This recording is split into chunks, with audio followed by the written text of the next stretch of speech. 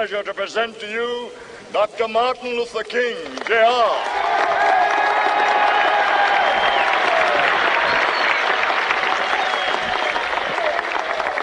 I am happy to join with you today in what will go down in history as the greatest demonstration for freedom in the history of our nation.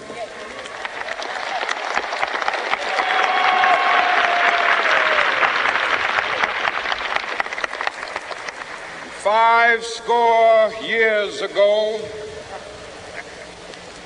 a great American in whose symbolic shadow we stand today signed the Emancipation Proclamation. This momentous decree came as a great beacon light of hope to millions of Negro slaves who had been seared in the flames of withering injustice. It came as a joyous daybreak to end the long night of their captivity. But 100 years later, the Negro still is not free. 100 years later, the life of the Negro is still sadly crippled by the manacles of segregation and the chains of discrimination. 100 years later, the Negro lives on a lonely island of poverty. I have a dream that one day this nation will rise up and live out the true meaning of its creed. We hold these truths to be self-evident, that all men are created equal.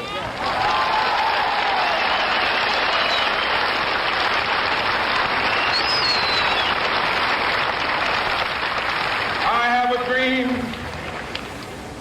that one day on the red hills of Georgia, sons of former slaves and the sons of former slave owners will they be able to sit down together at the table of brotherhood. I have a dream that one day, even the state of Mississippi, a state sweltering with the heat of injustice, sweltering with the heat of oppression, will be transformed into an oasis of freedom and justice. I have a dream. My poor little children will one day live in a nation where they will not be judged by the color of their skin, but by the content of their character. I have a dream today.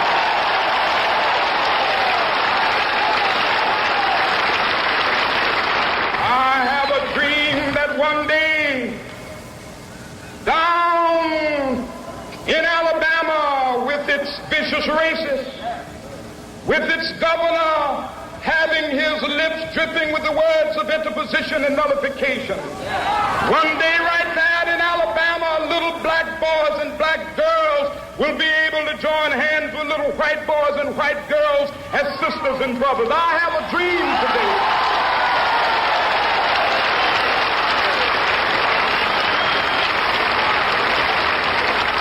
I have a dream that one day every valley shall be exalted, and every hill and mountain shall be made low. The rough places will be made plain, and the crooked places will be made straight, and the glory of the Lord shall be revealed, and all flesh shall see it together. This is our hope. This is the faith that I go back to the South with. With this faith, we will be able to hew out of the mountain of despair a stone of hope. With this faith, we will be able to transform the jangling discords of our nation into a beautiful symphony of brotherhood. With this faith, we will be able to work together, to pray together, to struggle together, to go to jail together, to stand up for freedom together, knowing that we will be free one day.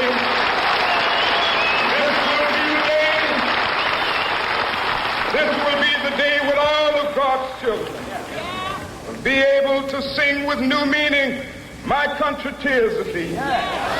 Sweet land of liberty, of thee I sing. Land where my fathers died, land of the pilgrim's pride.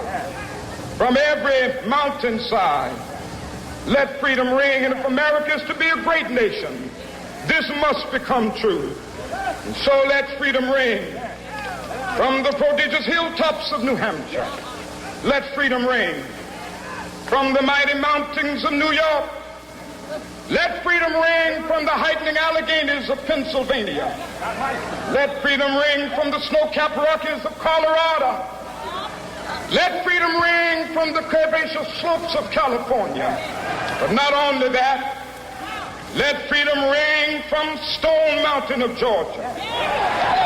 Let freedom ring from Lookout Mountain of Tennessee. Let freedom ring from every hill and molehill of Mississippi, from every mountainside. Let freedom ring, and when it happens,